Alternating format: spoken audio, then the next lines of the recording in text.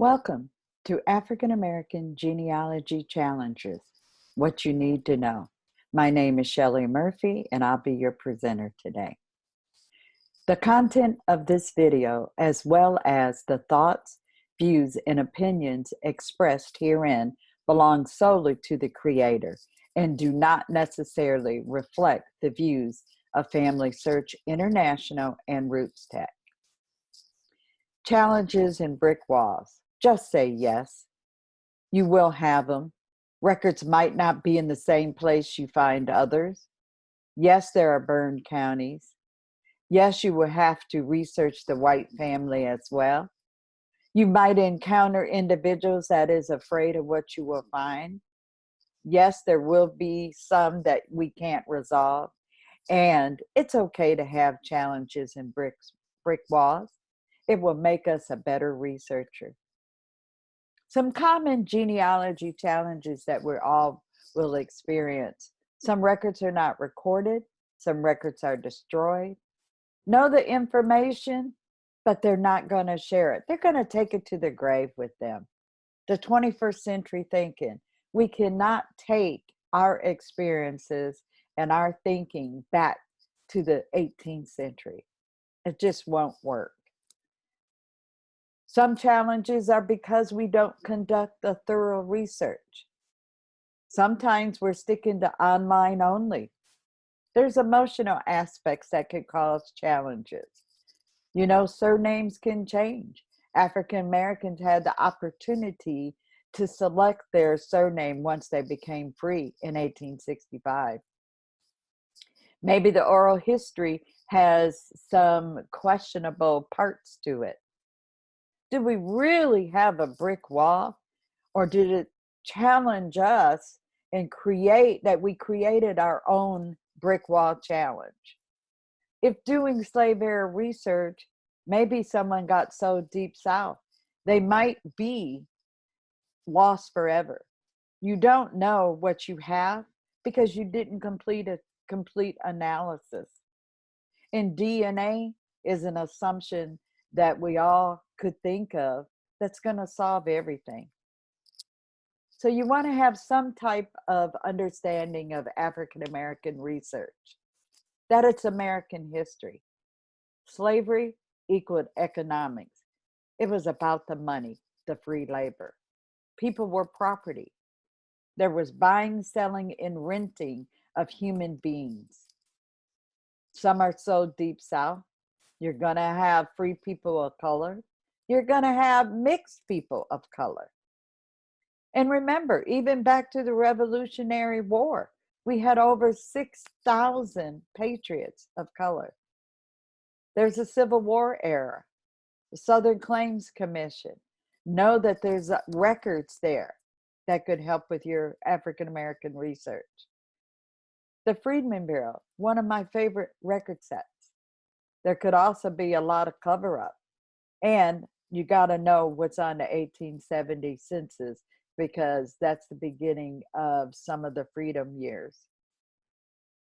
If you're not organized, you're going to get frustrated. You're going to be burned out. You know, it's okay that you got the brick wall, like I've said. You know, you don't want to keep repeating research that you've done before. If you don't have some type of a system for filing, saving, or retrieving, then yes, you're not going to be organized. So make a decision on how you're going to maintain your files. Let's look at some ways to combat some of these challenges. African American genealogy research, it starts just like anybody else's research. You begin with what you know. Then think about what you don't know, and then ask yourself, who or what would know? I'm going to say it here, and you can blame me for any feedback that you get, but stop jumping outside that box. Stay inside that box and begin deeper research and analysis. Here's some tips to follow. The money, the land, the water, the community, and the faith of the people. These are your basics. There's no magic in genealogy research. So you want to go local. Understand where your ancestors live. Think of the 4 C's: courthouses, cemeteries, churches, communities. Walk the grounds of your ancestors. So consider this also. Don't assume anything when doing African American research. Spelling doesn't count. We all have experienced this. You want to ask questions and you want to document. And again, don't assume everything is online. You have to research the whole family. Don't assume all African Americans have Native American roots. Prove your research. Learn about the area that you're researching. You have to know the community, its history. Were there any changes? Chat with those who have done it before. So some other ways to combat some challenges. Again, learn about that community. What are the go-to resources you can use? You want to join and participate in genealogical society groups or use the Family History Center. Attend genealogy training. You've got the Maggie Institute. There's webinars. There's Black Pro Gen. You got Conference Keeper. Keep a record of your attendance while you're going. A lot of these things are free that you can enjoy right now. Share your experiences. Set up a blog. Write letters to your family. Do it through email or do some type of a journal. Volunteer and join a social media realm. Ask for help. There's nothing wrong with that. Hire somebody or find you a genealogy buddy. This is how we combat those challenges. You want to build a timeline on your ancestors. You want to use the so what concept of asking questions. When researching African American ancestry, understand what the identifiers are of how you will see the codes reflected on some of the documents. I've listed some on this slide: mulatto, Black, free persons of color, yellow, free mixtures, free Negroes, free Blacks chargeable, could be just persons of color, and etc. Here's a sample of a blank timeline that I've created. You're welcome to use this anytime. You want to state who's it for, what location, their spouse, their date of birth. I set up these little codes. You can add whatever you want to help on some of the writing you might do if you don't do it online.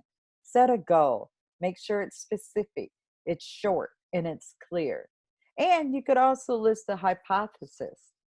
And you can see each of the columns, which has rows with them. This is in Word. That means you can add columns and you can also add more rows. This is what you want to fill out when working on a timeline. And this I use as a way of controlling my brick walls because I've got things on this ancestor that will be in chronological order. I can make my resource and my citations a live hyperlink so people can go right to it if I'm sharing the document. My notes and my questions that I put down in those blocks, those are the beginnings of my research plan.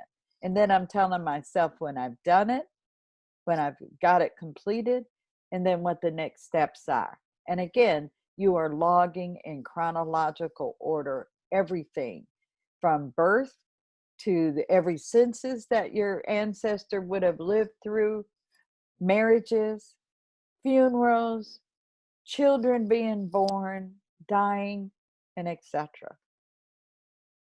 Records and resources that might not be available during certain times when searching African American ancestry. There might not be vital statistic records like birth, death, and marriage and divorce, because during slavery time, the master or the owner would have had to recorded that if they recorded it. You might not see public records, deeds, tax lists, personal property lists. They could have been right with where the property list had the animals. So you might not just see the typical things that you see nowadays. You might not see newspapers and obits or funeral notices. And I'm speaking specifically during slave era time. And the military records, they might have been with their master at the time, and there might not be a record of them. You might not see headstones or even cemetery records. Make sure you take a glimpse at the Freedmen Bureau records. Mappingthefreedmenbureau.com is an excellent site. This is the time frame between 1865 and 1872. Those slaves or former slaves were told by the military, go to the field offices and get assistance. This is where they could claim their marriage. This is where they say, this is who I am, this is who my former owner was. It's a federal document. It's Record Group 105. You can view these records on FamilySearch or at archives.org. So let's look at an office record, a field office record for Fluvanna County. What we're going to see is the freedman's name, the former owner's name, and the condition, because this is a destitute record. And as you can see, just as I mentioned, here's a Millie Hughes, and you see a Mrs. W.A. Hughes, and age would have been the reason they were destitute. But what's key on this document, you notice that Millie took the slaveholder's surname, Hughes. That's not always the case. Look at Matilda Minor. Her former slave owner was a E. Morris, and they were invalid. Look at Hampton. His former slave owner was Walker, and his condition was old age. Typical locations for African American records. Of course, you've got the census. If they're free, they're going to be listed. If they're not free, if you look at the slave census 1850 and 1860 schedules, you're only going to see female as in gender or male and their age. It's not going to give you a name, so they could never guarantee that who's on the slave schedule is actually your ancestor. There could be some pension records if they actually were able to serve. And of course, always consider Bibles, letters, property records, the owner's records, and some oral history to see where information about African Americans are. Could see a will or a bill of sale, obituaries, headstones, gifts, references, books, dissertation. Don't forget these. And of course, the 1870 census. Here's an example of 1870 census in Manistee County, Michigan. And as you can see, we've got George W. Marsh, 35 years old, a male, and it says mulatto, laborer. He owns his property. He's got $200 of personal estate, and he's born in Virginia, and he cannot read or write. This is a lot of information. This is right after freedom.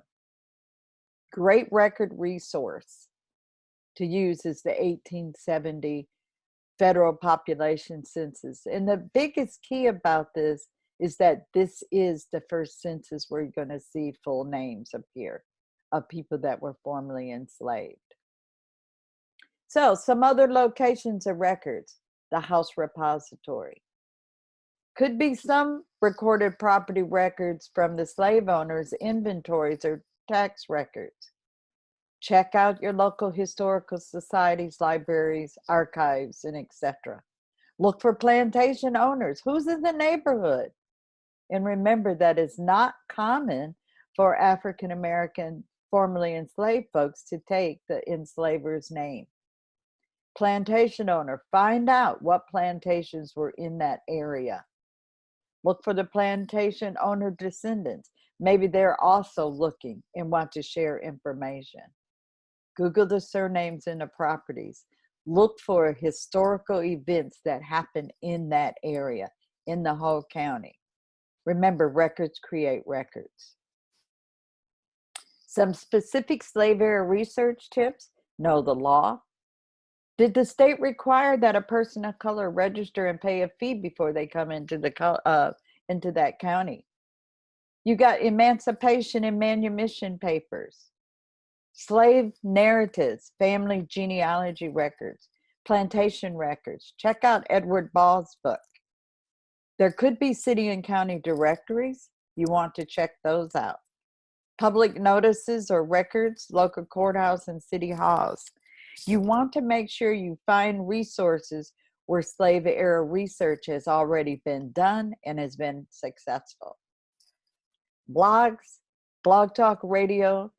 Bernice Bennett has a research at the National Archives and beyond. Tons and tons of interviews and talks given by people that are doing this type of research. You've got the legal genealogist. You can't do research without knowing the law and what was going on during the time of your ancestors' life. You got the Afrogenius.com website. Check out Dear Myrtle and Cousin Russ on Mondays or even Wednesdays for Wacky Wednesday. You never know where your learning's going to come from. Who is Nika Smith? She oversees Black Pro Gen. I have a blog, Family Tree Girl. Low Country Africana, if you're looking at the low country. And of course, there's Maggie Institute. You want to find where you can receive information and learn. So what? What's next? So what is just a concept? It's an analysis. It's about asking questions and questioning the information. This helps you do a deeper dive inside that box. Here's a sample chart of the so what analysis. Put the information, date of birth, spouse, the goal you're looking for, what documentation, and also the parents of whoever the ancestor is you're researching. So start off with, so what? I already know this. Write in there exactly what you know. What do you question? That's the next box.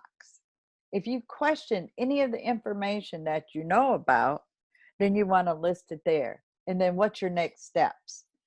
Tell yourself what you need to do and what you need to check out. So it causes you to be able to take another step deeper by doing some type of analysis. And always signal off. Well, so what? I know this is a father-son relationship. What evidence do you have to back that up? Try to come up with 3. So a little review. Set a goal, get organized, know the records and resources, make sure you're going local, find a genealogy buddy. You could develop a timeline and build that research plan. Do the so what and what's next exercise and attack those challenges. Bringing it all together. America's not at peace with slavery. This will be sad and emotional during some times while you're researching, but it can also be empowering. African American research will take a little longer in most cases. Make sure you're telling the stories and sharing the information. And again, stick to the basics. There's no magic in genealogy. Realize that all genealogy research has brick walls and challenges. And the best thing is to keep asking questions. I thank you and good luck.